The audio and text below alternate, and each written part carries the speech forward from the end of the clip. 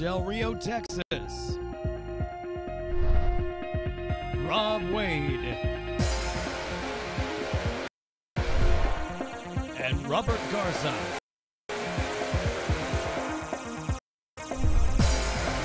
Two guys who dive.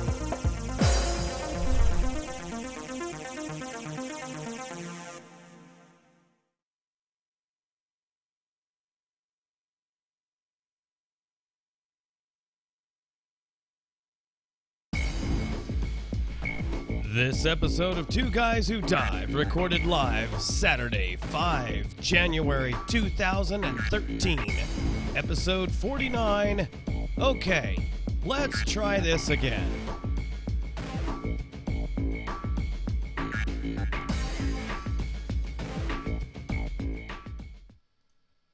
And here we are once again with another episode of Two Guys Who Dive, and I'm going solo again. Robert had a previous engagement with a family member and going out to a late dinner, and actually we got started late this evening because my wife and I were participating in a fundraiser, which we'll talk about in a few minutes, that ran a little bit longer than we were expecting, but that's okay. You'll as you'll see, it was for a very good cause. So here we are at the first episode in 2013. So I was hoping that we would actually have everybody on board for this, but as it turns out, a lot of bad planning, and so it happens. I hope everybody had a fantastic holiday time.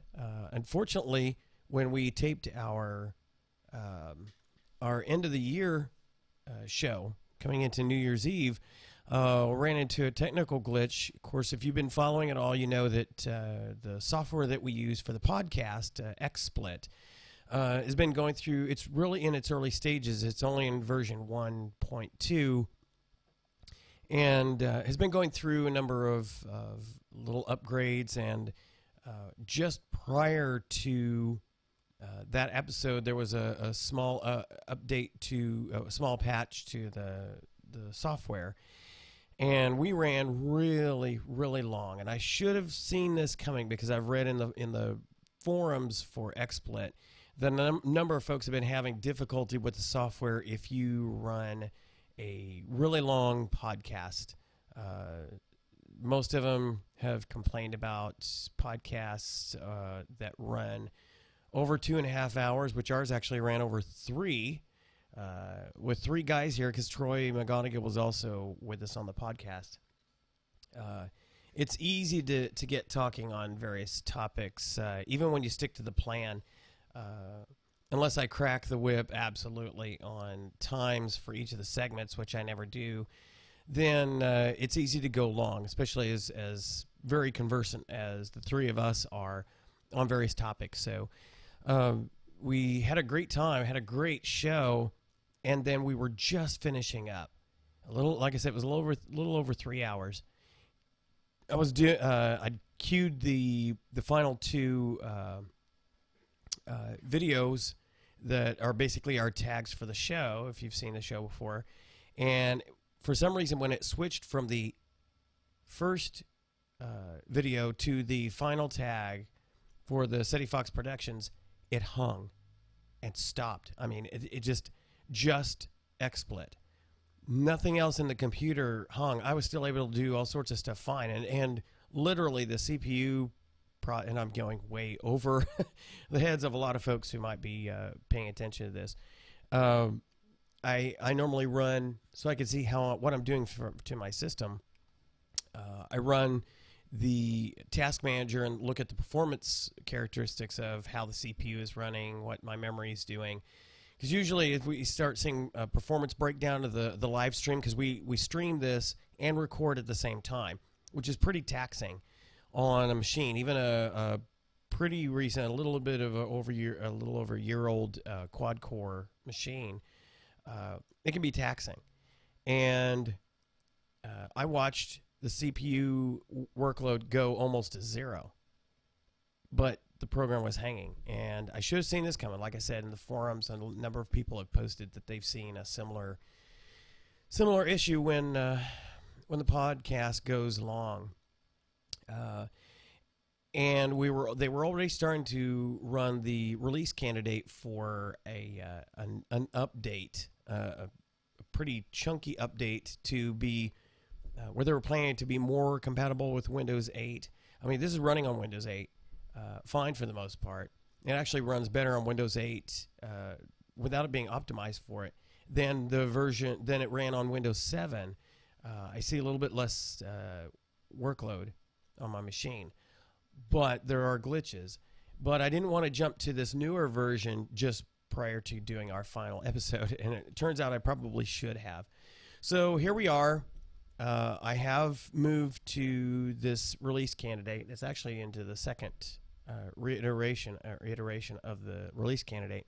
And I have to admit, I'm already seeing some issues with it, but we're just going to plug along, so you'll have to forgive me if we have drop-offs and freezes or things like that. I'm watching the actual performance statistics for the show as we're going, and I'm literally running at almost 100% the CPU here, so I don't know what's going to happen as we go along here.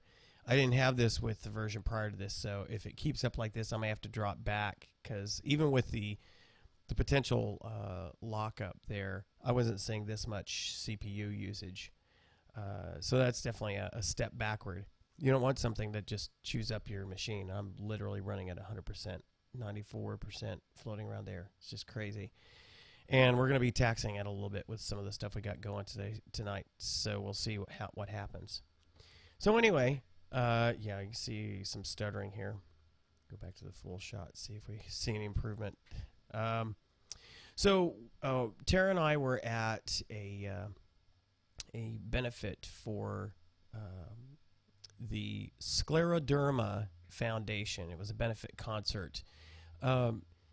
Scleroderma, if you are not familiar with it, is a disease where collagen in the body, which normally helps keep you, it keeps your skin very pliable, flexible, and then you gradually reduce your production of it as you get older, which is why we get wrinkles and things like that. Unfortunately, the scleroderma is a disease where the body produces too much of it, more than it can be metabolized, and so it builds up literally in your system. Now, the plus side, the blessing and the cursing here is there's a blessing and a cursing here. The blessing of it is you always look young. I mean, there are people who have this that look many, many years younger than they really are, because the collagen in their system keeps everything looking smooth, etc. But the problem is the body doesn't metabolize it, so it builds up in various places in the body, and so it starts to solidify. And it's sometimes known, people are referred to as the turning to stone, because they literally freeze up. It's lock up, everything gets hard, skin even gets hard. It's in a way, it has early on, it has some of the symptoms of like arthritis, because the joints start to lock up, etc., but becomes much worse than that. Unfortunately, there is no cure for it, and really no treatment. And so this benefit was put on by a friend of ours, Diana Rodriguez, whose sister passed away in November of 2011 from this disease. And so, but she was one of those women one of those people who is very strong in spite of this, had a positive outlook in spite of this. It was very inspirational to her family and to everyone who knew her. And so Diana, who is the mother of some beautiful young ladies who are very, very talented singers and dancers, she herself is a dancer. She wanted to put together a benefit, and it was an honor to be part of just a small part of this production. So she gathered a number of talented people. The cool thing about this event is that it was just Christian music. In other words, it was very, very family-oriented show, and it was very well attended. So I definitely would like to take my hat off to Diana for putting on such a wonderful benefit in honor of her sister, and I hope that it becomes an annual event that'll become bigger and bigger, because this disease is horrible. It has no cure. There's no treatment, and you know, anything that we can do to move towards a solution for this kind of thing, as with so many other diseases, it's a good thing, and it's great to see the community stepping out to come together for something like this. I have just a few pictures I wanted to put up here to just kind of give you an idea, some snapshots that I took with my Lumia 920 camera by the smartphone, by the way. I'm still learning a lot about the camera on this thing, how good a shot it can take, but how you optimize it for different things. So I got a few decent shots here. Here's Regina, one of Diana's daughters, singing.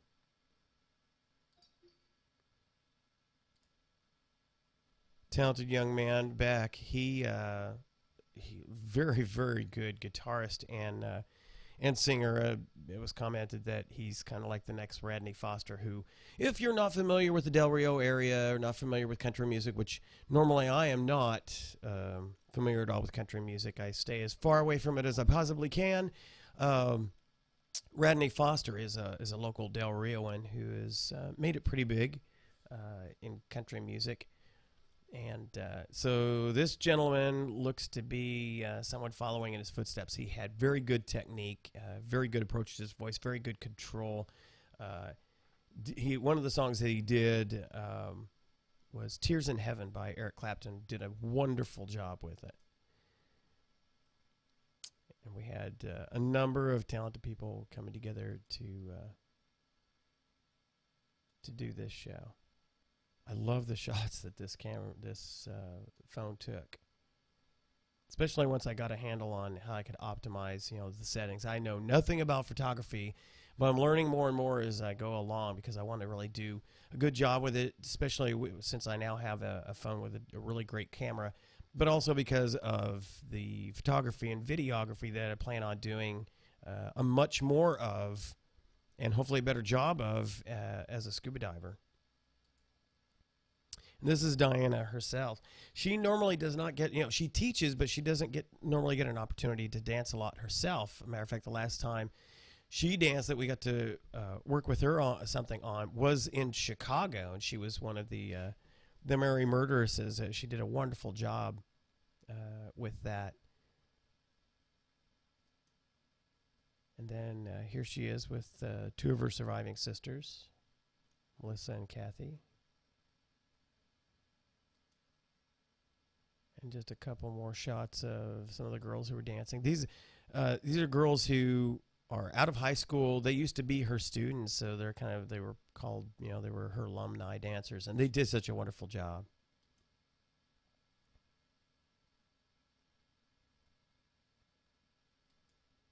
And last but not least, it was actually my first opportunity. Doing something at the Pulpogue Theater.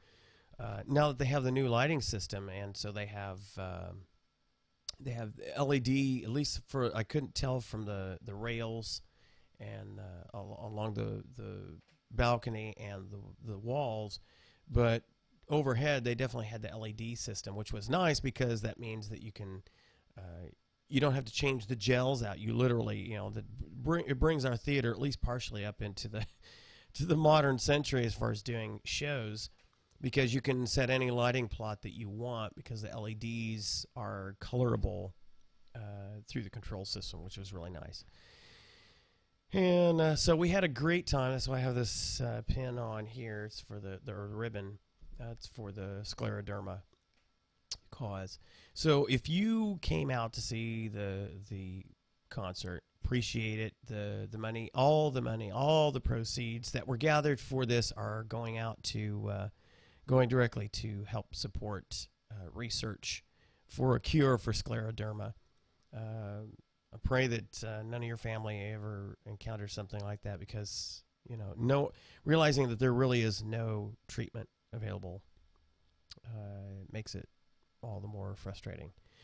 So here we are in the beginning of a new year, and what I'd planned to have ScubaBob and I share with you were just some things going into the new year, how you can set yourself up for the new dive season.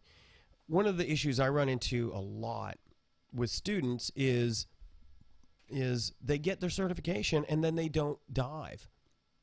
I've talked about this before. Patty pushes the 3 E's, the education, so you get your training, then you get your equipment, and then you get the experience. So you learn how to do it, you get the tools that you need to do it, and then you go out and do it. And then the cycle repeats itself. You can get more education for advanced courses, advanced skills, then you get additional equipment that goes with that, and then you go out and dive. But, as we've said before, a certification card means you can dive, but diving makes you a diver. You have to get out there and do it. And the first thing that typically is the roadblock to people going out and diving is getting their own equipment. So what I wanted us to do, and it basically is going to be kind of a one-sided thing tonight, what I wanted to do was just grab a couple of ideas for some basic dive packages, and these are from two of my favorite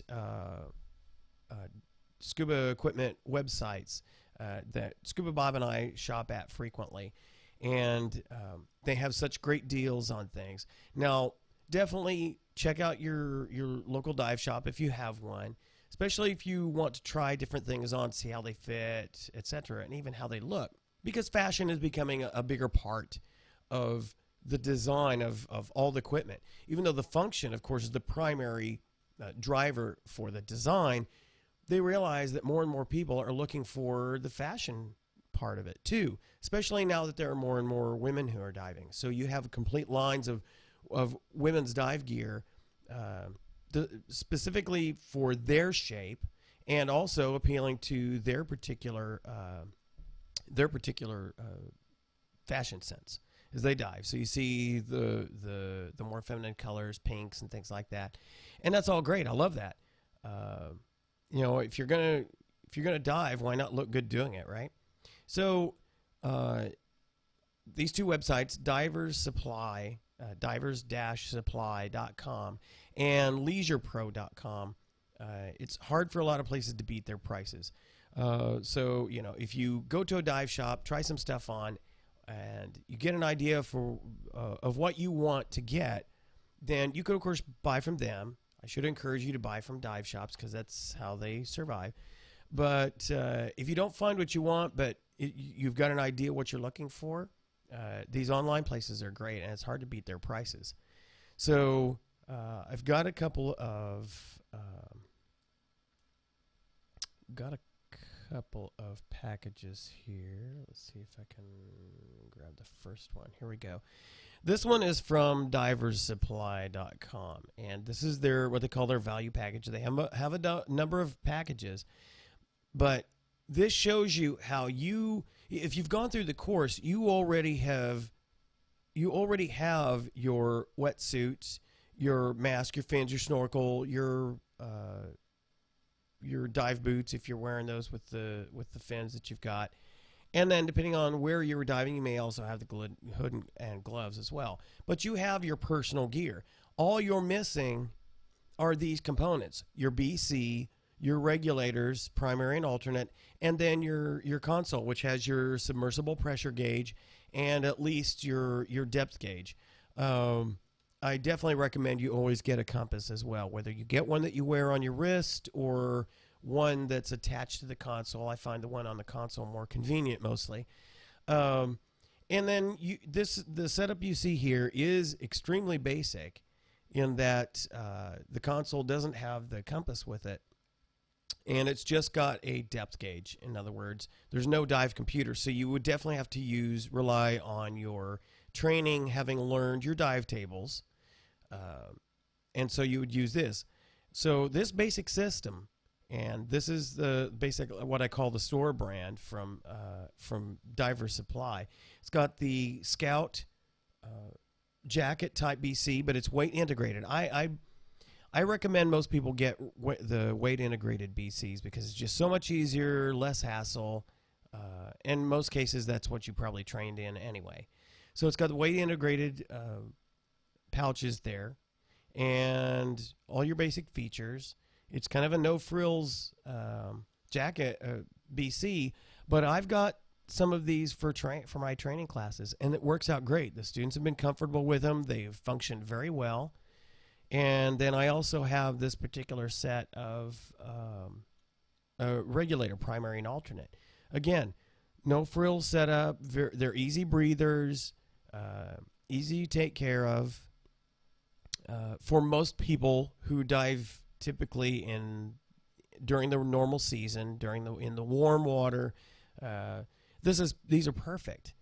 They're very easy performing regulators. And then you got the inline SPG and depth gauge. And so this package runs $399.31. So you probably paid that. You probably spent that much just on the course.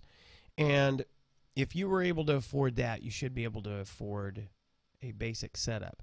And this means that all you're missing is the tank, is a tank and the weights, which you can also buy. Tanks are going to typically run you $150. If you go online, you might find one that's still in good shape, still passes the hydro tests for under $100. And then, of course, weights are easy to get a hold of as well. But typically, if you're going to be renting the tanks and weights from a dive shop, then you've got everything else you need. Or if you've got a buddy who's got a spare tank and some weights, then you've got everything, and you just borrow the tank and weights from him. But $399, $400, and you're ready to go. You're ready to dive just about at a moment's notice. And then for their particular setup, you can when you go online with them, they have ways as you pull up these packages that you can customize every element. You can swap out the primary and alternate regulator. You can swap out the console, and in this particular case, adding the Amadeus computer, which is a decent their puck style computer, which is one of their basic lines, with a compass, just adds another couple of $100 to the rig. So for $600, $663, you've got a computer and compass, and then everything else you see here. And you're fully ready to go. You just need the tank and the weights. And so it's for this little amount of money, for good equipment, why not invest that to get in the water? Now, another setup that I looked at over at leisurepro.com, theirs are a little bit more expensive, but they're pretty much all name brand stuff. They don't have like a store brand. So this is their Oceanic setup. Now you got to be careful when you go to their website because they sell a ton of the various types of BCs that aren't weight integrated. And unless you really, really are hankering for using a weight belt with lead slipped onto it or attached to it, I just recommend you go with a weight integrated BC. So the Oceanic weight integrated BC with their primary and alternate regulators, which are really good regulators, and then their slimline, their SWIV computer console with their SPG and their basic computer is $624.95. So it puts it pretty close to the with the compass bumps it up to 674. So you can get all name brand stuff with compass for just a little bit more than you could the upgraded package over at divers-supply.com. So, and I've got, for the student gear, I use Oceanic consoles, and they work out great. They're very easy to use, very full-featured, and it's just a good way to train. It's an easy system to work with. So, the choice is yours. Of course, you can get even more expensive systems than this. You can upgrade all of the different pieces, or you can go piece by piece. You know, I tell my students, that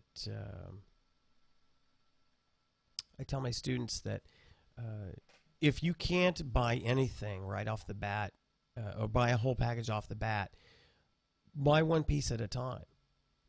I suggest starting with the regulator. That's typically going to be the most expensive thing you get, and it's the one thing that you could very easily travel with you on to different locations and just rent everything else. One of the reasons why I really strongly suggest, if nothing else, you get your regulator is a story that I tell about my experience bringing my own gear, of course. Tara and I were on a dive trip to the Keys, and we're heading out to the Spiegel Grove, which is a great wreck dive. If you've never been diving on a wreck or never been diving on the Spiegel Grove, it's in Key Largo. It's an awesome dive. You can dive it several times and not see it all because it's that big. And we were heading out there. I get motion sickness, but I've not typically been bothered on boats. But unfortunately for me, I was going to get sick on this one. We're in just the right size of boat that and the waves were just high enough. They're like 3 foot, 4 foot waves that it was like being on a roller coaster. And I don't do roller coasters, not at all. I can't handle them. So we're on this thing, and even Tara got sick. So as we're heading out to the location, we're leaning over and painting the sides of the boat. It was awesome. So not really. So we get out there, and it's one of those cases where it's like, get me in the water quickly, because this up and down motion just ain't cutting it. So, but I know if I get in the water and you get down below about 10 or 15 feet, you're not going to feel that. You become one with the water, and you just don't feel that. Your senses are in tune with the ocean at that point. So we drop down. We had a great dive. We come back up, and of course, it's a deep dive. You're going down to 90 feet and better. So when you come up, you are going to do a safety stop at 15 feet. You do your 3-minute safety stop at 15. So we're hanging there, no problem, except that's within the range that I feel this. And so I have to hang there for 3 minutes. And about a minute into it, I absolutely couldn't hold back any longer. And I'd read that you can do this. And so keeping the regulator in my mouth, I blew chunks right through the regulator. Now, of course, everybody's going, gross, oh, that's just sick. That's your breathing apparatus. You can't come up safely without running a risk of DCS. So you're stuck there. So, of course, my problem-solving skills are very, very good. I wasn't an instructor at that time. By the way, I was an advanced diver. I had my advanced certification.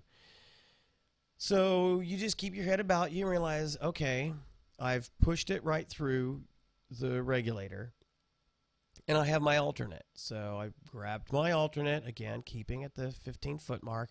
So I grabbed my alternate, and I switched to it, and I'm shaking out the primary, and the fish are loving it. And so I come up and had no problem at the end of the surface, or at the end of the safety stop.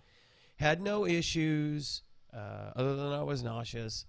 Got back in the boat, and I knew I was going to have to get the reg cleaned, etc. But I tell that story to to suggest to folks that if you are out, if you've gone someplace for a dive trip and you're renting their gear, you have to trust that they are cleaning the gear, they're taking care of it, that they're getting it serviced regularly, etc.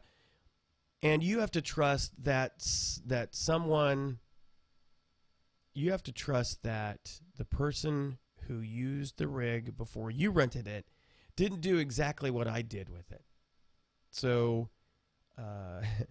because let's be honest, if there's a lot of people who might get embarrassed because they got sick and threw up in the regulator, and they won't tell the dive master or the captain of the boat or the dive shop that they did this. And so they kind of rinse out the regulator and they give it back to the dive shop, and they may do a rinsing or whatever, but it's possible that you might end up grabbing a regulator that has not been thoroughly cleaned out, since somebody may have gotten sick in it. So I really strongly suggest that you bring your own. Get your own regulator, get your own equipment, but at the very least get your own regulator and bring that along with you. So, well worth it. But as you can see, it's not as expensive as you might think to get your own rig. And it's really important that you make that investment. It's worthwhile. You start out with it, then you can upgrade pieces. You can keep your old pieces, sell them, keep your old pieces as backups, or a second set of gear. So if you have a buddy who's certified and happens to be visiting, and you know what, if I realized I could have gone diving, I would have brought my own gear. Hey, no problem. I got a spare set for you. Because if you take care of it, it'll last a long time. I've still got my original set that I bought in 2000. So it's pushing 13 years old, and it still works great. Still, I take care of it, and it works great. So, into a little bit of tech news. I was cruising through the various websites that I do for looking at Windows 8, Windows Phone stuff, and I came across at WPCentral a cute video. Hopefully, with the way this is taxing my system, we'll actually be able to view it. We'll see. A really cute video of that Microsoft's put out to support Windows 8. When I frequent the blogs, I get angry at all the people who just complain about Windows 8, that it's such a dramatic change from Windows 7, and it is for the Metro side. The desktop side works just like the old school, just like the Windows 7 and before. But it just floors me when people who claim to be power users, they just are ranting and raving about the changes in Windows 8, and it amazes me. I throw the BS flag for anybody who says that this is too difficult to learn. It's because I think it's an attitude problem. I don't think it's a skill problem. But if it's a skill problem, it's too sad for you. You shouldn't be messing with technology anyway. But this video is, I think, just priceless. Let's see if I can get it to play here.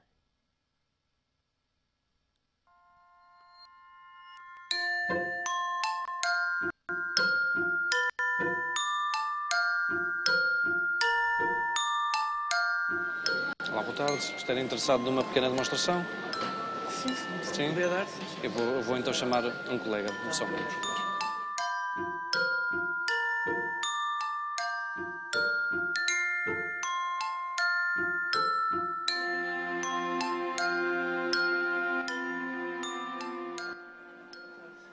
Posso ajudar? Quer-me ajudar? Então, explica-me lá. Então, a primeira novidade do Windows 8 Love this. é password, Even though it's in a foreign language. os mosaicos dinâmicos que nos permitem personalizar a nossa página inicial. Se quisermos tentar no Facebook. This little kid comes in. He's just showing all these people. This guy's like, I'm not sure what to do with this. He's like, who's this little kid wearing the window shirt?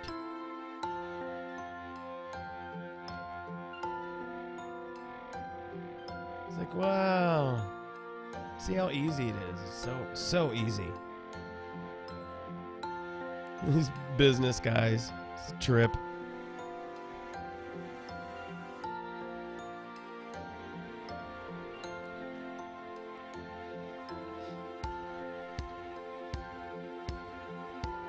I just think this is so cool.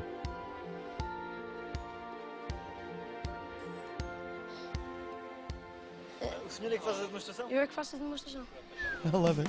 They're like, come over, check this kid out. This is cool.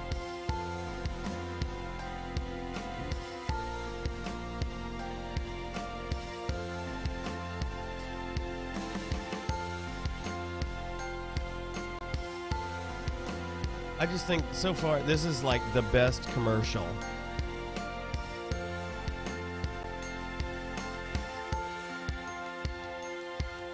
But it's priceless. You got to watch this to the very end.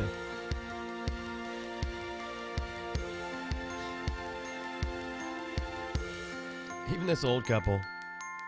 Simple, easy, intuitive. Windows. But check it out. Que memória que é preciso para correr este novo Windows?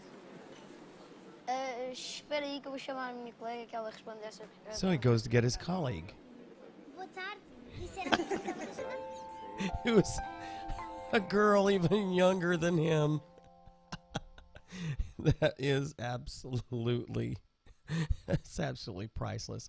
I think that's my favorite technology commercial. And I'm sorry. It is just that easy to use the system. So why somebody would say it's difficult to understand this, I just don't get it. I just don't get it. So I can hear one of my dogs is whining. Oh, and he's right here. Hold on just a second while I grab Ronan for his guest appearance. Here we go. Here's Buddy. He's having a few back problems, so we're kind of watching him. You gonna kiss the microphone at all? Yeah? No? Is that not the cutest thing? He's so adorable. You're a good boy, aren't you? Yeah. All right, you can crawl back here and sit behind me. Just relax. We're moving right along here. So, speaking of Windows and Windows 8, Windows Phone, we kind of got into a discussion, I think it was the last episode, yeah, where my co-host, who has grown to be quite an ice sheep, in my opinion, he, especially if you follow us on Facebook, etc., you see that he's always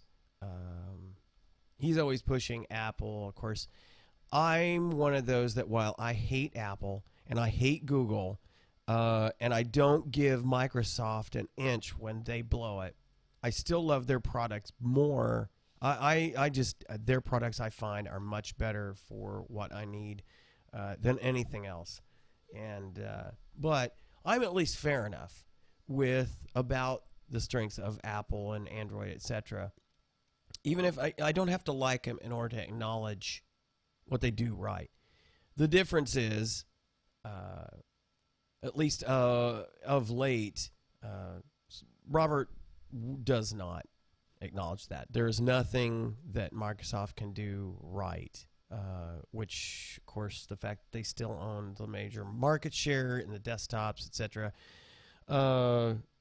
should tell him something. But I told him that I reminded him that he did say he was also pro-Microsoft. And so he's like, no, I never said that. And I'm like, but you see, the video does not lie. And so I have put together, I grabbed, and I couldn't remember which episode, but it was our first actually recorded episode. It was episode number 2 that this clip comes from, and I just think it's hilarious. Let's see if I can get it to play. It's not going to play.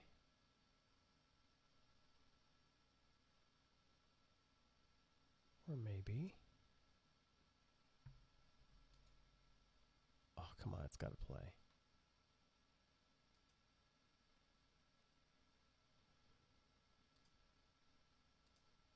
Oh. See if I can get this to work. It's not. Oh, come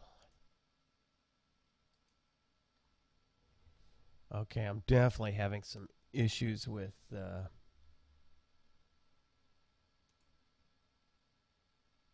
this version. This is a problem.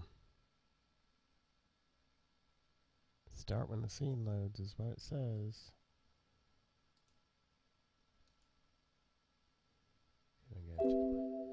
Wow.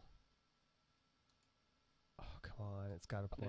There we go. You know, I'm a big Apple fan, but I'm also pro Microsoft. What? But it's just, you know, you read different things and you go back and forth and you're like, okay, well, I don't know what to believe. You know, it's kind of like, but when you experience it, you know, you can't. So what was that, ScubaBob? I'm also pro Microsoft. I'm also pro Microsoft. I'm also pro Microsoft. I'm also pro Microsoft. I'm also pro Microsoft. Well, well, well. So, the truth be told. So, I have it on tape. I have it for real. You are so busted. I need to clear this out if I can. There we go. See if I can get some of my CPU back here. There we go. So, yeah, we have proof positive that the ScubaBob actually said that he's also pro Microsoft. So I was so seriously going to bust his chops on that this episode, but at least it's on tape. It's recorded. So I'm definitely going to remind him about that. So anyway, we're talking about gear and how it's a good idea. It's really, I think it's just a must that you go out and get your own gear after you get certified. But the other thing that inhibits people from diving is actually finding a dive buddy. Because we teach it as a buddy sport, but increasingly you see it's becoming more popular to be what is commonly called a solo diver, or what Patty calls a self-reliant diver. The idea behind being a self-reliant or a solo diver is not that you just are so confident in your skills that you can go solo. There are a number of people that I've seen on blogs who complain about other divers. Usually you don't hear so much of this when they're diving with somebody that they know that they dive with regularly, but it's when they go on dive trips and they're not accompanied and they end up paired up with somebody who doesn't have the same experience or skill set that they do, who they just don't have any experience with. So you're trusting that this stranger, even though they've gone through what will typically be equivalent training to what you went through, they may or may not have your back. And so there are a number of folks who they just go at it with the mindset that they're going to be a solo diver. They're going to be self-reliant. So they put into practice a number of things using specific equipment that helps them basically pretend as if their buddy isn't there, because the assumption is if they get into dire straits, their dive buddy probably isn't going to be within reach paying attention because they're involved in enjoying the environment themselves. So one of the difficult things I run into here in the Del Rio area is consistency of people available to dive. You know, I've taught a number of people, but they don't go out and buy their equipment, or if they do, they're just not as hardcore a diver as I am. Any opportunity I have to get in the water, I like to take it if as much as possible. And I've been trying to get at least one dive a month, even during the winter. Didn't get to do one at all in December, which kind of upsets me. And I had a chance today to get one in, but it's just all of the delays, or the resistance in getting people to go out and do a dive with me, even just a quick one, it just really gets frustrating. And so I've started looking more into, at least for a limited basis, not doing it that frequently, but just enough, getting into that self-reliant diver mode. And so I've done quite a bit of reading up, various blog sites, various dive shop sites, and experts who talk about, what kind of preparation you have to go through. And there's additional equipment that you need to include if you're going to even be considering being a self-reliant diver. And so I do have some of those things pulled together here. That's not one of them. There we go. So, nope. It's interesting. Where is that? Is that it? Yeah. Okay. One of the big things is if you don't have your buddy with you, then what you're going to need is some of the things that your buddy would have available for you if you ran into trouble. Now, here's the thing. You're diving, and let's say you have a failure of your primary regulator. Okay, no problem. You have an alternate that you can rely on. But what if the problem is not with either of your second stages, both of which are connected to the same first stage, which is connected to the same tank? What if your first stage fails? It somehow blows a port or otherwise fails. You would typically be relying on your buddy. You'd better hope that you two have stayed close together. And so what you need to do is you need to replace something that he would have been able to give you, and that's a totally separate air supply. So that's why they have these various size, what we call pony bottles or bailout bottles.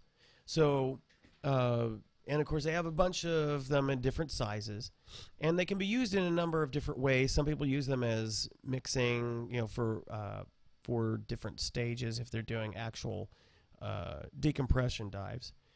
But what's recommended is that you have no smaller than a 30 cubic foot pony bottle.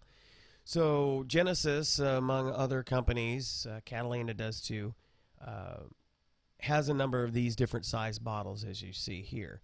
Now, obviously, it's not just that. You need a completely separate regulator to go with that, of course. So you would need to purchase at least a just the primary regulator, probably not the secondary. Although, if you really want to be super safe, you would also have the primary and the secondary regulators on this. But you can get away with simply having the first and second stage with no octopus on this setup. Now, obviously, you'd need a way to attach it.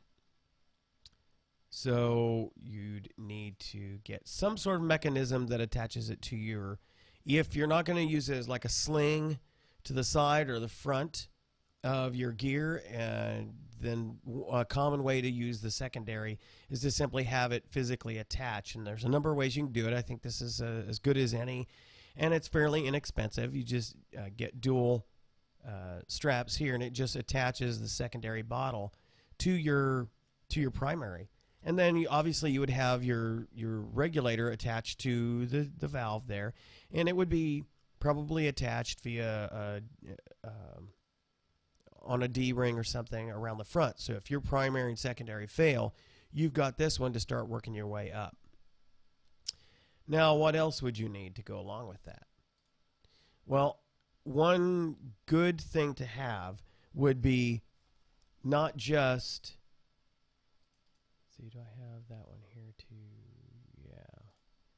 This is the typical bright orange one is what we what I dive with all the time, and I recommend you have this, even if you're diving in freshwater, because if you've been diving at Lake Amistad, that lake can get some serious whitecaps when it gets windy. If you could have started to dive, and I've actually had this happen in a class where you started diving, the water's fairly calm, but then a thunderhead builds up out of nowhere, because we have those in West Texas. Suddenly it just pops out, and the winds get kicking, and you've got some serious swells out there. Lots of sheep in the field, as they say, and you may get stranded, and you need to signal somebody. So you need something that will extend out above the height of the waves, and so we have these submersible these surface marker buoys.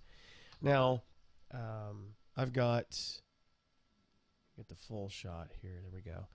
I've got an example of one here, and it's they come in different heights. This one's pretty good size, similar to that OMS one. So you can see how long this thing is. And this one is not inflatable orally. This would be used as also kind of a lift bag kind of thing. So it's got an opening here that you would fill it up through there. Just simply, you would put your regulator in here and push the purge valve, and then all the air would come up through here and it would start to fill it up. And then this is your release. So the air would come in through here from a regulator, and then very easy. So you couldn't orally inflate this unless you took this off. But so this would be kind of like your standard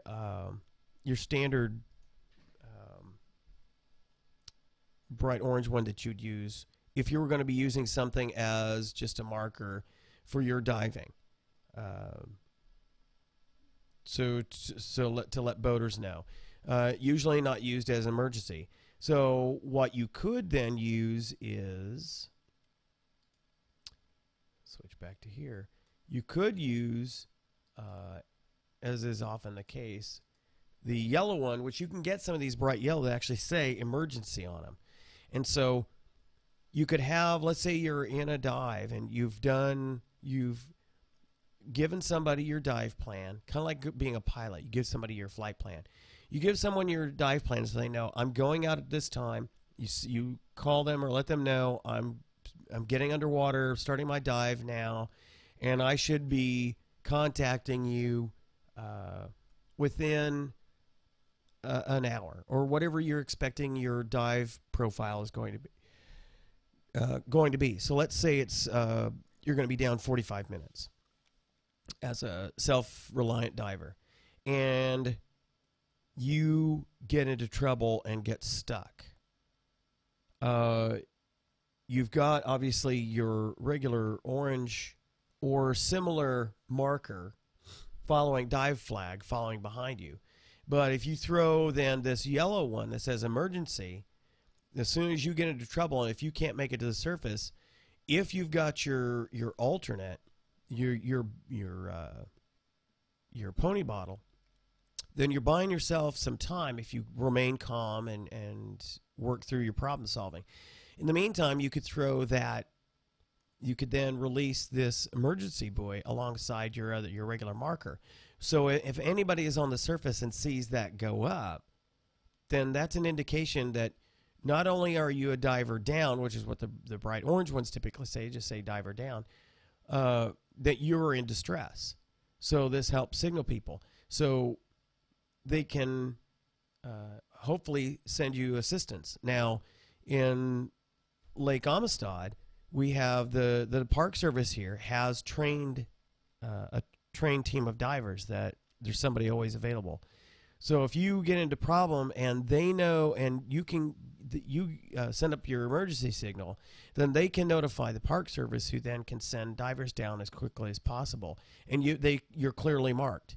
There's no mistake where you're at. So they would just simply follow the line down. But you might ask, how do they find you even though you've set this up? Well, obviously, you would need to have that attached to something. And so that's why you want to have one of these reels. This is a 150-foot real. So that should be plenty for your recreational divers because you're only certified to dive to 130 feet anyway. So 150-foot dive, what they call a rec line, attached to your markers should be perfect. And so that way so all they'd have to do, as soon as they see the marker, they could send divers down to follow the line to you and help get you to the surface. So I think that's all I have for that setup. Yeah. So those are some of the things that you want to consider if you're going to be a self-reliant diver. A completely separate air system, additional ways to signal that you are in distress, and then, of course, all the precautions that you need to take that you might not take normally, as far as letting somebody know your dive plan. Typically, if you're diving with a buddy, you're both discussing the dive plan. You both have already figured out where you're going, how you're getting down there, how long you're staying, and when you're going to come back up. But if you're going to be self-reliant, then you still need to let somebody know that information so that if something goes wrong, they know. And I got another guest appearance from one of our other dogs. This is Graza. Hi. Say hi to everybody. You're so funny. But that you've let somebody know that I'm going down at this time, I should be up by here by this time. And that if I don't call you by this time, then you need to hear the numbers to call for the Park Service or whoever can send out rescue divers to check check under your situation. So being a responsible self-reliant diver would require you to have all these additional precautions because you're literally putting in place the mechanisms that take the place of what your dive buddy would be expected to do. Now, if you just want you don't have to be a self-reliant diver, meaning you don't have to be a solo diver to utilize any of these mechanisms that I've just shown you while diving with a buddy, because a number of things could happen to you or to your dive buddy that might separate you. If you're diving in places like Cozumel or the Atlantic coast, that's drift diving. And so depending on how fast the current is, you could be in a situation where you get separated. You know, the current grabs him, not you, or her, and not you, and pulls you away. You get trapped somewhere, or you're a common thing. One of you is a photographer, and so you're concentrating on taking the pictures, and suddenly you look up and your dive buddy's gone. Well, okay, so if you follow the 1 minute rule, which a lot of people don't, follow the 1 minute rule, both of you should be coming up if you can't find each other within 1 minute. But what if during that 1 minute something catastrophic happens? You have a completely redundant setup to assist yourself, as well as signal somebody on the surface. You know, somebody who's working the dive boat or whatever. Signal them that you're in distress and need assistance, so they can send somebody down to help you. So all of this stuff is great. It's a great mindset to go at it, but.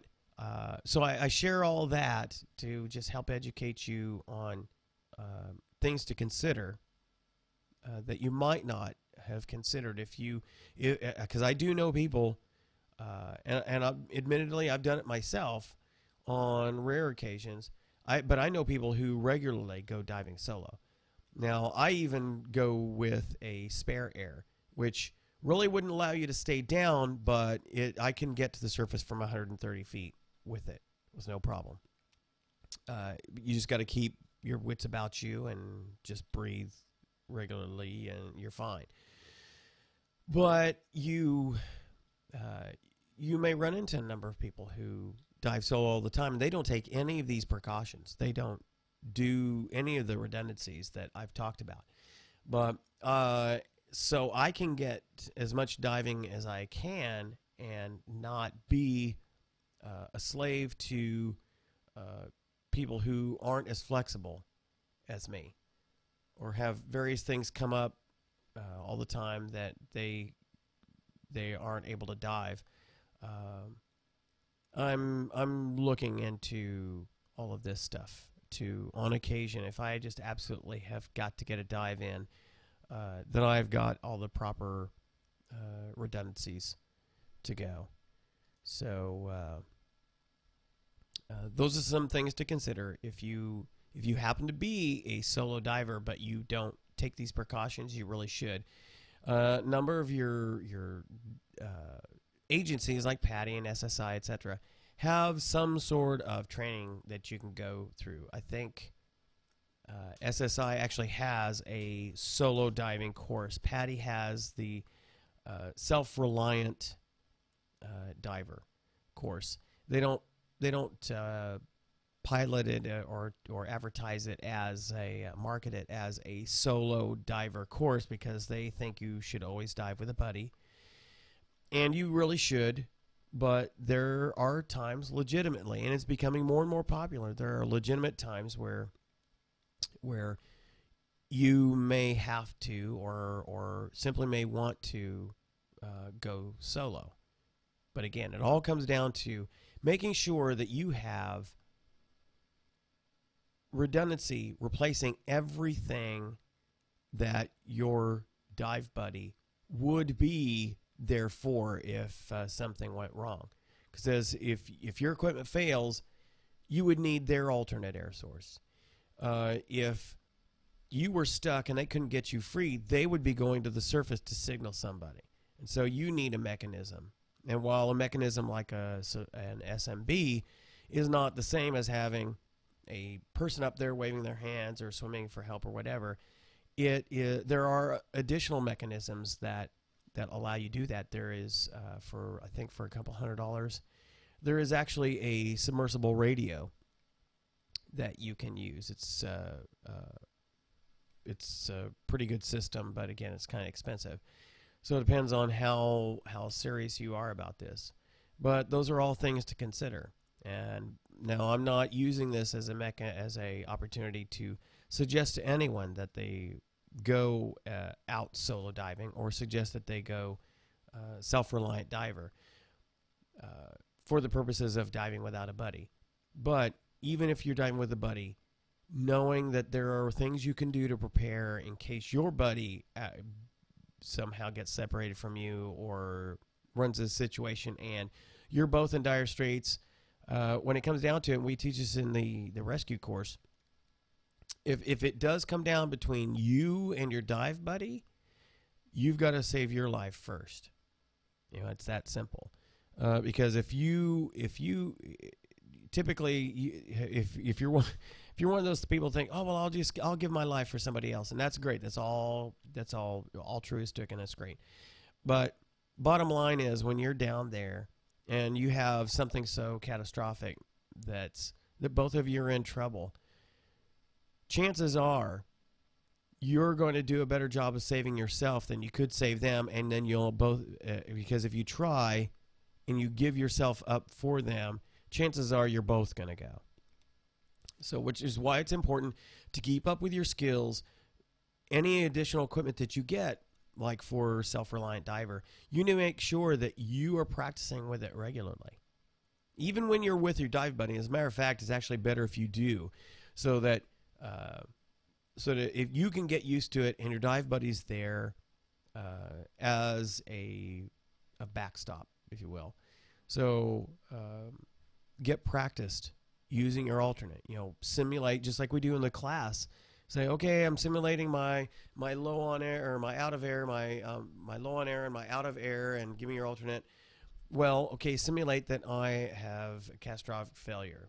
I've got a problem with my rig or my regulator, and it's all failed. Okay, well, what would you do? Do you have everything in place to immediately switch to your pony bottle?